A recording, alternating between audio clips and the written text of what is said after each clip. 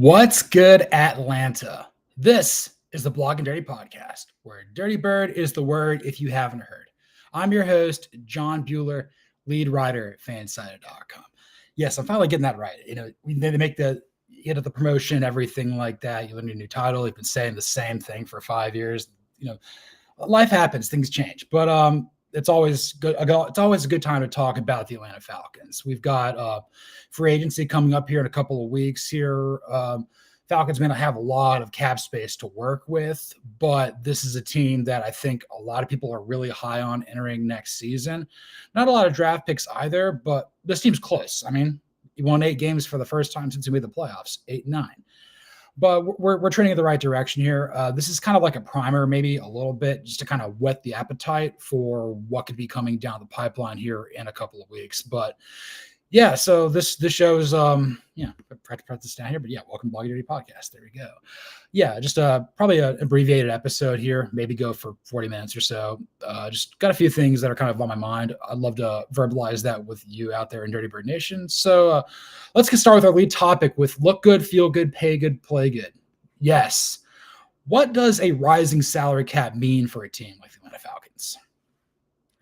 This is not going to be the year that Atlanta is going to be a major spender in free agency. I looked at the numbers according to what the new salary cap mark could be on Spot Track earlier.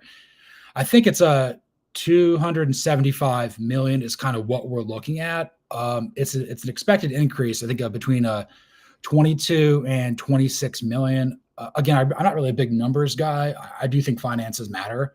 So maybe I'm a little more in tune with this than stats, if you will. But I would say like Atlanta is still going to be barely in the red when it comes to the salary cap. Like they're going to have to make cuts. They're going to have to reallocate some money. Some guys' money has have to get pushed further down. We're not in as bad a spot as the Saints. I feel like every year with them, they're like, oh, we're 50 million in the hole. We're 90 million in the hole. And Mickey Loomis finds a way until his team's not good anymore.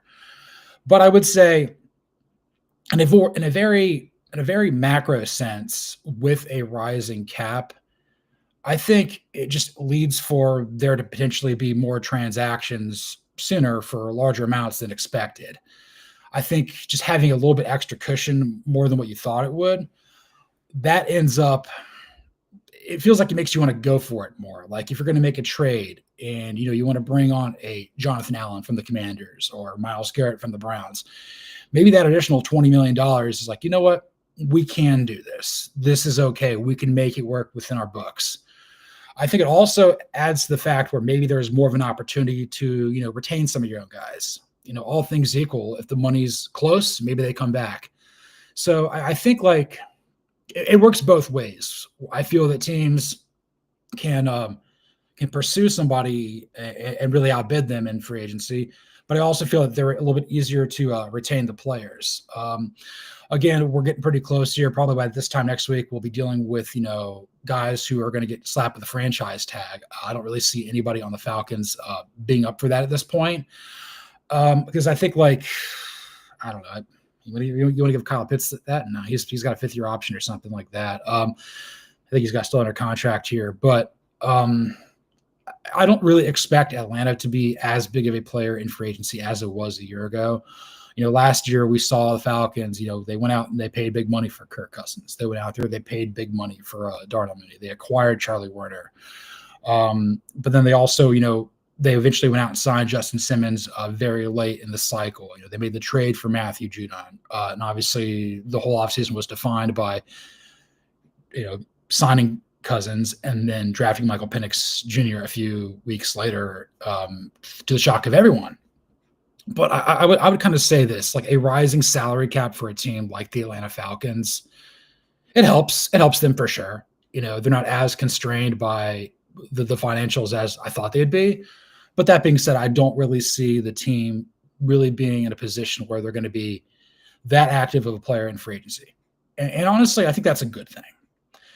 I like free agency quite a bit. I prefer the draft more because, you look at the draft like going to the grocery store. You get to buy the ingredients. The old Bill Parcells way of talking or building a team. It's like, I can't build a good team if I don't have the ingredients.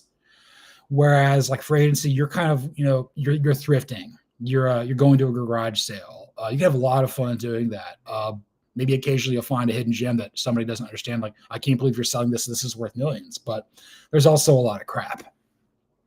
And I also think like a lot of teams that have a lot of space coming up, that initially indicates they did a really poor job of drafting.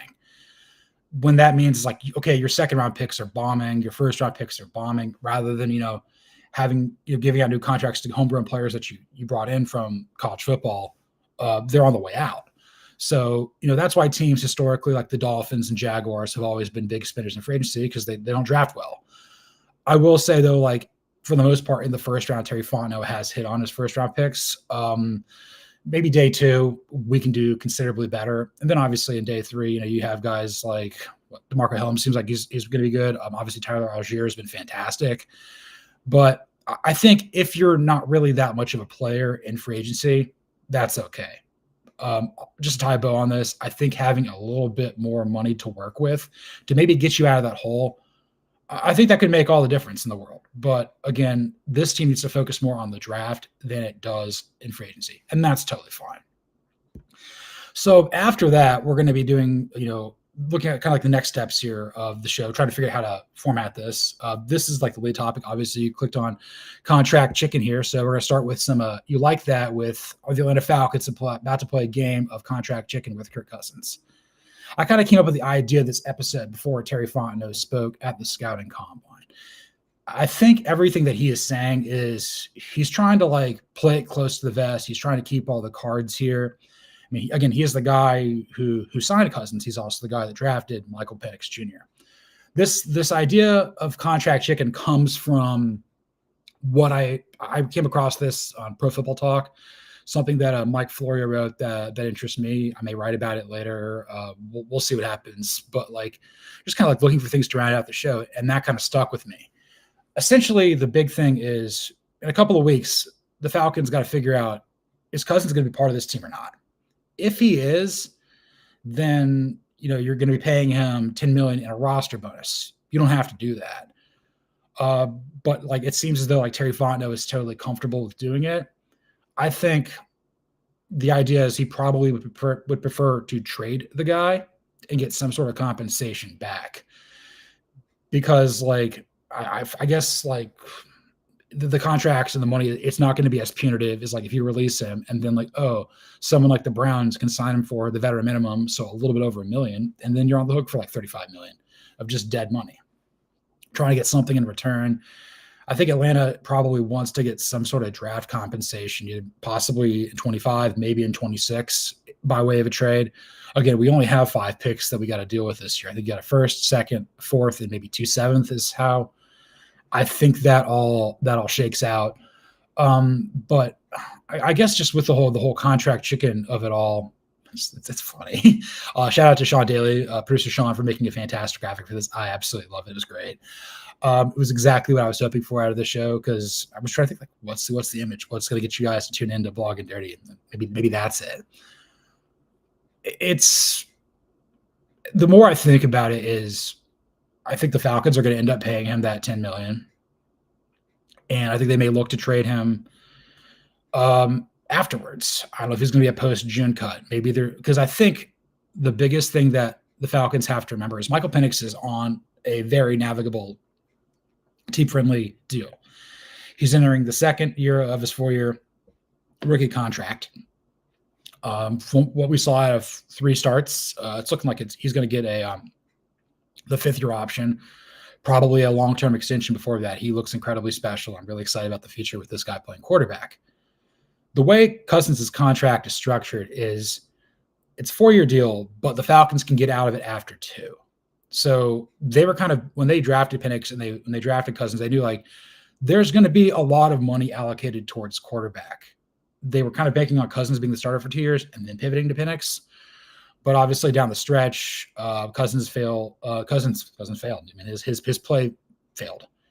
Also, I thought it was weird that Terry Fontenot said like, yeah, we had no idea they had a bum shoulder. It just makes us look stupid. I mean, just another thing in Falcons fandom, we're just like, do I really want to keep doing this? Of course we do. We dig pain, because we know at the end of the day, this team's going to be good one day. Maybe before I die, we'll see a Super Bowl and it'll be utterly amazing. It's like it kind of feels like by signing Cousins last year and then drafting Penix, you knew you were going to be spending this much money for the quarterback positions. And I think you'd rather have two guys you like, your future and honestly your past, should anything happen to Penix. Because, I mean, at this point, like, who would you pursue as a backup quarterback to Penix? I'm not necessarily saying that Cousins is going to be like a willing mentor here, but, his road to NFL stardom, it was unconventional. I mean, he was like a 2-star recruit out of Michigan, played at Michigan State, goes in the 4th round, same draft as RG3 to Washington. Got franchise tagged twice there. Signs with the Vikings, had a lot of success. Came to Atlanta, had fleeting success, if you will.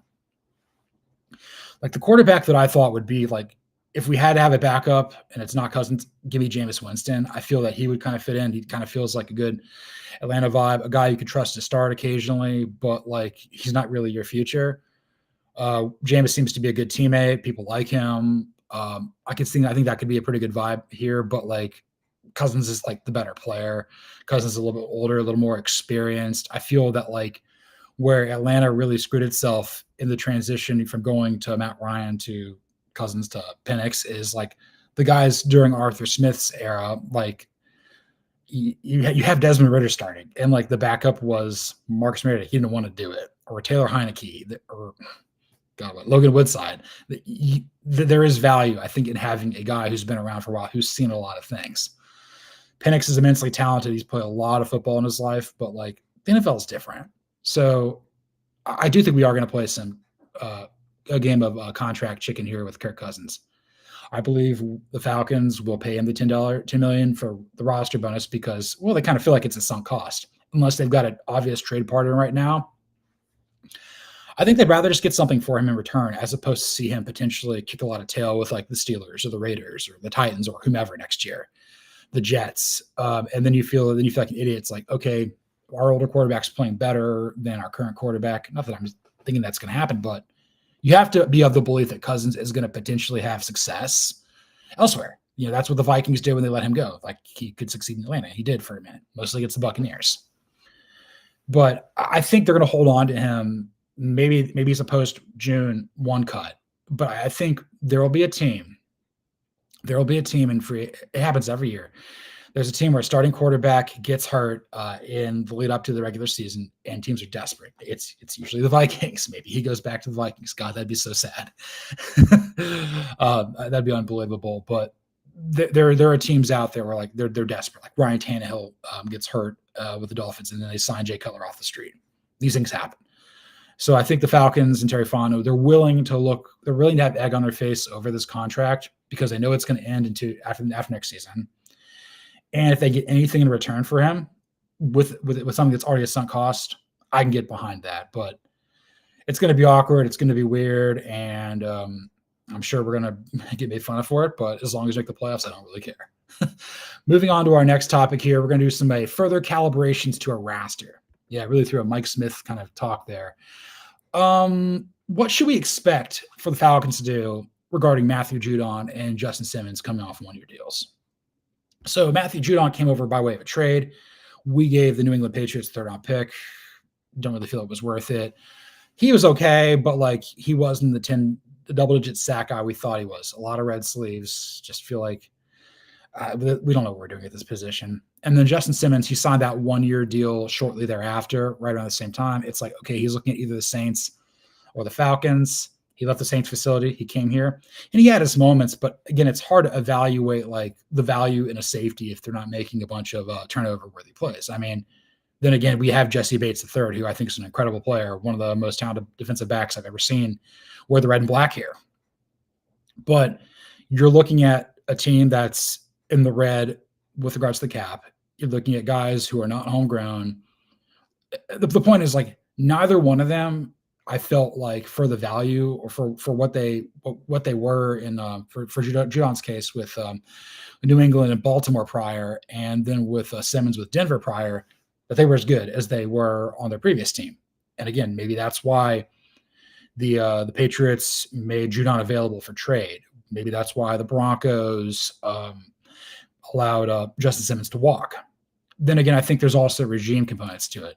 Sean Payton's now in charge in Denver. He played for a bunch of other guys, Nathaniel Hackett, Vic Fangio. Lord knows what was going on with the Broncos after Peyton Manning retired till this past season. Just a decade of suck. And the Patriots, obviously, I don't know what they were doing with Gerard Mayo. It was destined to fail the entire time. But, they want to try to keep it positive. It's about, seeing Drake May grow and prosper. And if they felt that Judon was not going to be, a happy camper, I understand moving on from get further draft compensation. Elliott Wolf seems to know what he's doing. We'll see what happens with Mike Vrabel calling the shots from the sidelines now. But I would be shocked if either of them return. I'd be stunned if Judon was back. And I'm doubtful on Simmons coming back. My logic for this is I think the Matthew Judon sighting was like out of necessity. Like Atlanta thought really highly of Braylon Trice coming out of Washington, third-round pick. This is a guy who was recruited and played for Jimmy Lake at Washington. This is a guy that they thought, okay, this is going to be a major impact player for us. Well, he got hurt the first preseason game, along with DeMarco Helms, seventh-round pick out of Alabama the year before that. Started games down the stretch for us. Maybe those two guys getting hurt really signified like we need to get Matthew Judon and we need to get Justin Simmons. I think there's also the thing with Simmons where it's like, if you don't get him, he's going to the Saints. And you're kind of doing a little bit of game theory here. Maybe you outsmart yourself a little bit. Judon, it's kind of the same sort of thing. Like, look, a pass rusher of note who's good is available, and the Falcons just do not know how to do it. Worst pass rushing team in the league. Like, that's what people know this team for. They blow leads, embarrassing collapses, and never getting after the quarterback ever. Like, I don't even know. I don't even think I could legally drink the last time we had a good pass rush. Outside that one Vic Beasley year, but what do you do, Basil? I feel that like the money will go down for both of them, and maybe that makes it a little more likely that Atlanta could bring them back conceivably with the rising cap. But then you're just kind of better off like letting them go. More importantly, I think that the two positions Atlanta is probably going to prioritize with their first two picks in the draft are edge rusher and defensive back. They need that guy who's going to be opposite of AJ Terrell, maybe next to Jesse Bates III if Simmons is gone. Edge rusher, just keep going. Look at the Eagles. They completely dismantled the Chiefs because they just overwhelmed them in the trenches. You need more dogs, bro, basically. And I'm totally cool with having Bijan Robinson over Jalen Carter. It's fine. The Nakobe Dean of it all, like I could have had him, Keely Ringo, Cooper DeJean. Yeah, why didn't we get him? I don't really understand what we're doing there. But I feel like Atlanta's probably going to go defense with its first overall pick. We'll see what happens in day 2. I know there's some needs for a receiver, but I've kind of got this feeling that like maybe a receiver is going to be more of a priority in the draft than I thought because, you got Mooney from free agency. You hit with London. You traded for Rondale Moore, got nothing out of him. Ray McLeod played great, an expanded role, but I think having like a really solid mid-round pick, maybe you go out there and get a wide receiver that people are sleeping on in the 4th round. He becomes great. Like, there's plenty of great wide receivers out there. We just got to be smart about how we draft them. And as far as like what it means for the edge rushers, like let's just keep going until it works. Like I've seen Terry Fontenot has drafted very well on the offensive side of the ball. Granted, every single first-round pick he's made up to this point with Kyle Pitts, Drake London, Bijan Robinson, and Michael Penix Jr. are all offensive players, playmakers. But like it's been a while since we drafted like AJ Terrell in the first round. I mean, he came in 2020. He's been solid. He's not been a superstar, but he's been high end for sure. I guess really to wrap my head around this, I'd be stunned if we saw Judon back, and I'm not optimistic about Simmons returning either. But moving on, now that they're gone, let's talk about the draft a little bit. I saw this here. I saw this like in like Google News, and like this really piqued my interest. So we're gonna blow the whistle here. Should the Atlanta Falcons consider taking Penn State tight end Tyler Warren with the number 15 overall pick? Just read that across the board. If that happens, people are going to lose their mind. Almost swore there. But you know what? I'm going to blow the whistle because I think it seems as though Terry Fontenot knows how to identify offensive talent. And if somebody wants to trade for Pitts, like the Chargers, maybe you trade him to the Bolts. Maybe you get some compensation back. You know, a guy, you don't want to be in the situation where you're dealing with like Vic Beasley. It's like, okay, we're going to give him the 5th-year option, but we're not going to extend him. You kind of want a guy, if you want your guys who are first-round picks to be like, are you sure he's going to be part of the team long-term? Like, we know that about everybody else. I mean, I understand that Caleb McGarry did not get the 5th-year option, but he got extended eventually, just not for that amount. What I'm getting at with Tyler Warren is you're looking at a big body. You're looking at a guy who is just pure beef. He's like 6'8". Just an absolute marvel. I mean, he finished in the top 10 for the Heisman. He was Penn State's best specimen. I don't know if he was best player. Abdul Carter was really good too. Honestly, I'd love to see Abdul Carter play for the Falcons. That'd be unbelievable. Get the next guy from Stick City, you know, the next LeVar Arrington protege. Yeah, bring him here. That'd be amazing.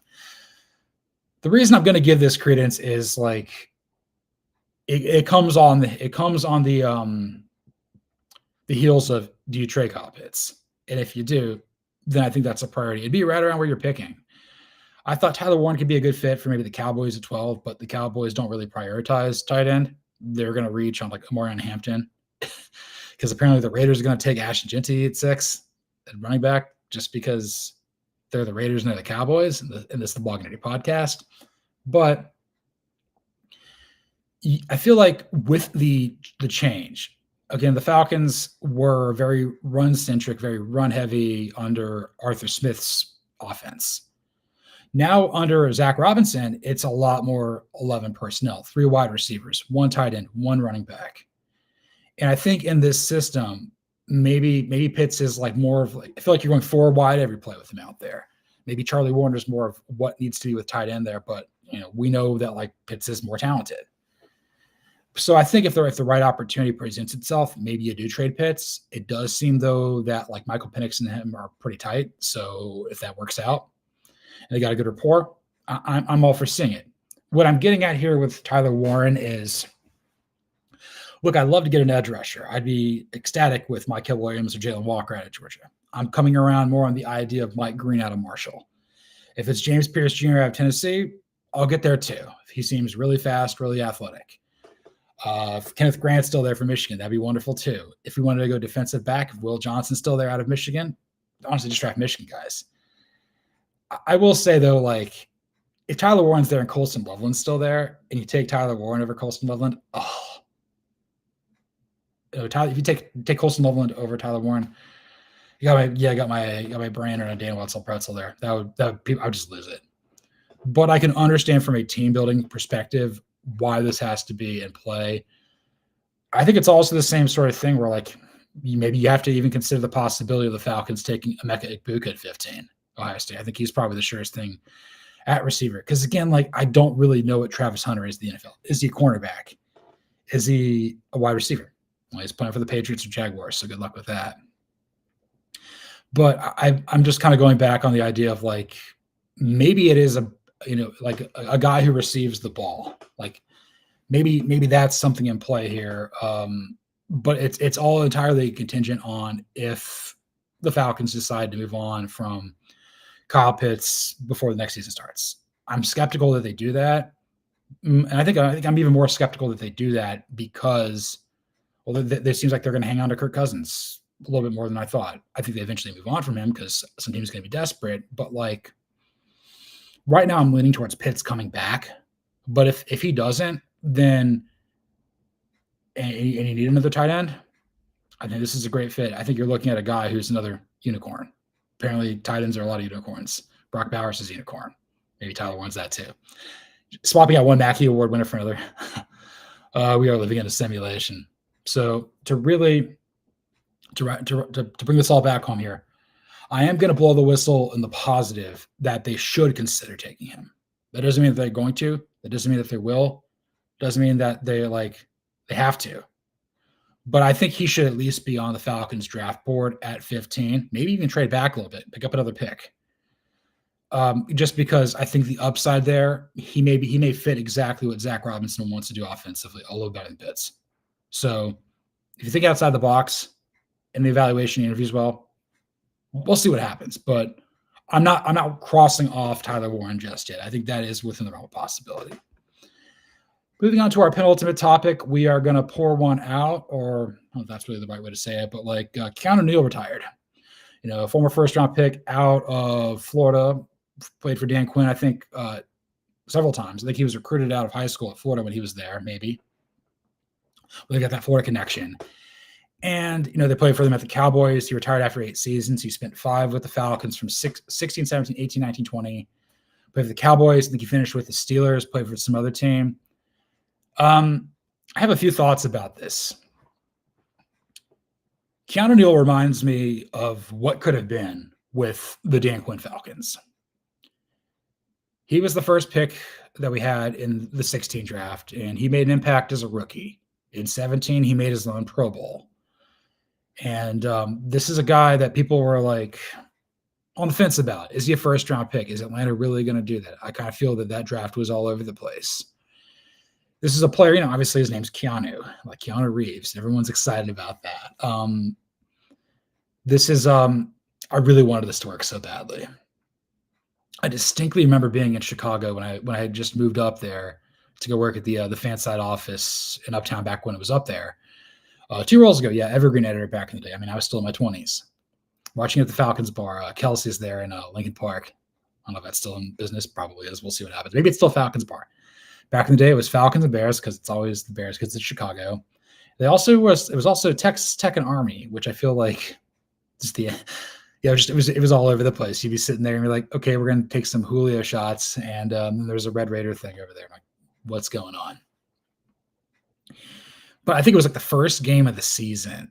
I think he tore his Achilles. It was like on the brand new turf or whatever it was at Mercedes-Benz Stadium. And I feel like that derailed his career. He just wasn't the same player. I kind of felt that like we were expecting him to kind of really be that next star for us defensively. We had that with Deion Jones a little bit too. And Grady Jarrett was kind of coming into his own. AJ Terrell was not quite there. But the fact he missed time and the fact that he just wasn't healthy, it kind of leads me to believe, like, could you imagine how much better we would have been? That's the other thing too. The 2018 season just pisses me off to no end. We went 7-9 that year, 7-10. I can't really recall whenever they expanded it. I believe like it was after that year they fired Steve Sarkisian, and then they fired all the coordinators too. And then he goes on. He has tremendous success at Texas now, after going back to Auburn or go back to Alabama again. 2018, Matt Ryan was so good. Matt Ryan was so good. Threw for a lot of yards because the team was so mediocre. Like he wasn't recognized as that. And I understand everybody's going to hold the whole Super Bowl collapse against him, even though I don't think that's fair. I feel like that's like the one year where like he could have gotten that Pro Bowl. I think he was a Pro Bowler, 10, 12, 14, and 16 when he won MVP. If he gets that 5th one, then you're looking at it a little bit differently. Then you're like, okay, he's definitely a Hall of Famer. Like, because people are like, oh, Phillip Rivers is definitely a Hall of Famer. We'll see. We also saw Eli Manning knock it down on the first ballot. So maybe that is some hope for Matt Ryan, who was just a better player, had better numbers, just not the postseason success of Eli Manning. Because that guy had pass rush and we didn't. But I kind of sometimes think about what happened in that 2018 season. And I think about Keanu Neal getting hurt. And I feel like at that point, like we could have been back in the playoffs. I think at that time, like Carolina was trending down. Tampa wasn't good yet. And then the Saints, I think they were still kind of in control at the very end of Drew Brees' tenure. Also, I can't stand Drew Brees. I'm just not going to talk about that anymore. I feel like if that year would have gone differently, then maybe we wouldn't be experiencing the longest active playoff drought in the NFC. I think the only team in the NFL who's had a playoff drought longer than us is the Jets. This is the longest of my lifetime. It's been 7 years. And Keanu Neal was, I feel like he was just such a hard hitter. I feel like he was a player that when he would go out there, it just light some people up. Certainly a fan favorite. Certainly a guy that I think Dimitrov had some good hits there. Devondre Campbell, another guy who had a lot of success in the NFL too. Also with the Packers, a little bit here out of Minnesota. There were pieces there. There was guys all along that could make a big impact for this team. But if he's better, if Keanu Neal's healthier, then maybe I don't know. Then maybe the last couple of years wouldn't be so painful. Maybe we wouldn't have had to go through the Arthur Smith nonsense. I think I'm thankful that we did, because eventually got to this point where okay, we're going to be honest with ourselves, or as honest as we can be as Falcons fans. The team's trending up. It's all about making the playoffs this year. But I kind of feel like his injury coincided with the team's downward decline. And I never really thought of it that way until seeing him retire. But best of luck in retirement. Great career. Certainly made a name for yourself at several organizations. You're going to be remembered for playing for Florida. You're going to be remembered for playing for the Falcons. So I'm going to pour one out. Moving on to our last topic here, we're going to finish with some around the perimeter and just kind of some prevailing thoughts I have about the NFC South heading into free agency. Again, I kind of just wanted to whet the appetite a little bit with, heading into free agency. Next week's episode is going to be a little bit more involved, a little bit more like, okay, who I think the Falcons could go get. What's going to happen? We'll have a little bit more. It's kind of a slower part of the year across all sports. Spring training is just getting started. Basketball is kind of in its dog days in the NBA. We're getting into some really interesting stuff with college basketball. March Madness isn't that far away, and April won't be that far away either. And it's going to be fun, seeing the draft and free agency and having fun, exciting things to talk about with this team. But I'm looking at the NFC South, and this is going to be more about the other teams. We're talking about the Saints, the Buccaneers, and the Panthers. The team that I would be shocked if they won the division next year, it's not Carolina. It's New Orleans. First-time head coach with Kellen Moore coming in. I think he hired Brandon Staley, his former head coach from the Chargers. That's his defensive coordinator. Brings with him another guy who's worked under Staley, worked with Kellen Moore every step of the way since 2018, and Doug Nussmeier as the OC. Been OC in college, namely with Nick Saban and Jim McElwain at Florida. But they're picking at 9. It'll be interesting to see what they do. I don't think they take a quarterback because, Doug Nussmeier's son, Garrett Nussmeier, is the star quarterback at LSU, and he might be the next Matthew Stafford. Yeah, that's going to be hard if he's going to be playing for the Saints. Then again, we got Penix, and we'll see what happens to Baker Mayfield and Bryce Young. Bryce Young looked good. Baker Mayfield's played very well. But yeah, the Saints might be getting a new guy here pretty soon, beyond Derek Carr. I think with the Saints, the fact that the Benson family just enables Mickey Loomis to do whatever he wants with the salary cap, it kind of feels like directionless. Like, where are you going? It's like you're refusing to rebuild. You're kind of in the awful middle, but the NFL, that just makes you more awful. This is kind of like growing up with the Pacers in the NBA. They were never, they had some great teams there, but they were never bad. They would never bottom out. They would never get the opportunity to draft their next Reggie Miller. They were always we're just going to be as competitive as we possibly can. And in a way, I respect that. But, the NFL is a league driven by parity, probably more so than any. And if you're not getting the best ingredients, how can you make the best food? So maybe they replace Marshawn Lattimore in the draft. Maybe they go get Will Johnson. They could go in a lot of different directions here. Maybe they take a pass rusher. I think the Jalen Walkers and the Michael Williams of it all, I think one of them plays for Atlanta. I think the other one plays for Carolina, and we'll see what happens. But yeah, I'm not optimistic about the Saints. I do think Kellen Moore is a good head coach. I do think that they will eventually get this right. But I think just having a complete separation or removal from Sean Payton, because Dennis Allen kind of felt like a continuation, it's probably in their best interest for that. I'm really bullish on Carolina next year. And we saw that at the end of the season. I know that the Falcons kind of threw up on themselves down the stretch.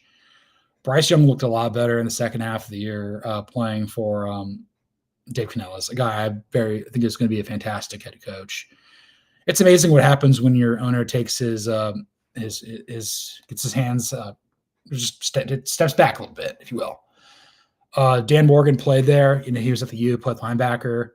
They're going to build this thing right. Again, I think that Carolina is going to get a great player defensively to kind of run counter to what Bryce Young is going to provide offensively. Anytime the Panthers have been championship caliber or good, they've had an elite Hall of Fame level defensive player.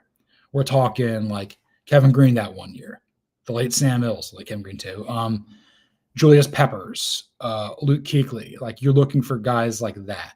And I think they're going to get somebody like that. Maybe it's out of Georgia. Maybe it's Mike Green. Who knows? But Carolina is a team that I think is further along in its rebuild than maybe we want to give it credit for. They may have had the worst record of any team in the NFC South, picking 8th, but like the Saints were 9th, we're 15, and the Bucs are like 19. Like it's there's not that much separating these 4 teams, in all honesty. I do think Carolina is a team that like we can't sleep on.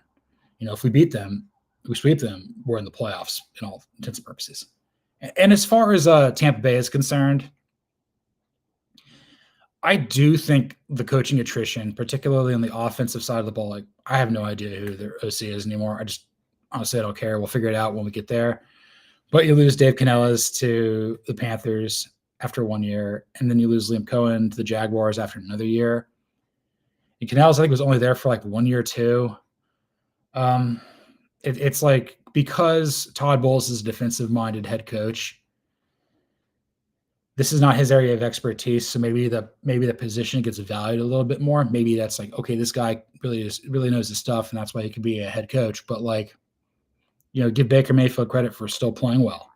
But like, Tampa Bay has the worst pick.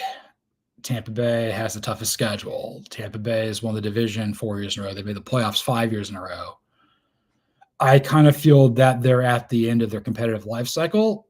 And that's not to say that they can't win the division. They might win it again because we may not have our P's and Q's together. Carolina may not be ready. The Saints aren't really going to be competing for that. So maybe they win it again. Drive me crazy. And my colleague, fan-sided colleague, Josh Hill, former boss, who do cartwheels in the streets up there in Chicago because he loves him some Buccaneers. Friend of the show. I look at Tampa Bay, and I'm starting to see some cracks in the armor. I mean, we swept them. Like, we didn't sweep the Saints or the Panthers. We swept the Bucs. The team won the division. It's wild. I know what this Falcons team is capable of. I know that their highs are fantastic. You sweep the Buccaneers. You beat the Eagles. You beat the Super Bowl champions. You went toe-to-toe with the Chiefs at home in a game you probably shouldn't have won, but you almost did. And then you hung in there with the Commanders. And then you have awful games versus the Broncos and the Vikings. Played a lot of playoff teams last year. And again, I'll look more at the schedule at some point. I know there'll be stuff about that probably in May when we do the show then. Tampa Bay, I think they can maybe win the division one more year, but if they win if they win it in 25 and 26, I'd be stunned because I'm of the belief that either Atlanta or Carolina is ready, and if the Saints get the quarterback right with Garrett Nussmeier, they could be ready soon. So yeah, that's kind of where I'm feeling right now. So yeah, thanks for subscribing to the show. Thanks for watching. Thanks for hanging out with me here at the later part of February. Be sure to read all of your Atlanta Falcons content there on fanside.com, Blog and Dirty, ATL Day, really anywhere in the Fanside or Minute Media Network. A lot of great writers, a lot of great people writing about this team on the regular. Be sure to watch, like, comment, and subscribe to the Blog and Dirty podcast on YouTube. Send us a 5-star review there on Apple Podcast. Really helps the show out. Again, we're still really trying to grow this thing here. We've got a few subscribers there. Obviously, I don't control the YouTube channel, but I see what's going on. Just let us know you subscribe. I'll give you a shout out on the show. I'm really excited about this offseason. That's kind of where I feel like I'm at my best. I kind of come up with theories. It influences my writing there in the fall. Again, also, I'm rapidly approaching 10 years at Fansided. To think that I've been able to do this professionally, I'm truly grateful for it. The bulk of that's been full-time, several roles here, many different hats. And even though I may cover the NFL more in a national scope, this is my team. I will always ride and die with the Dirty Birds. So once again, thanks for listening. And this was the Blog and Dirty Podcast.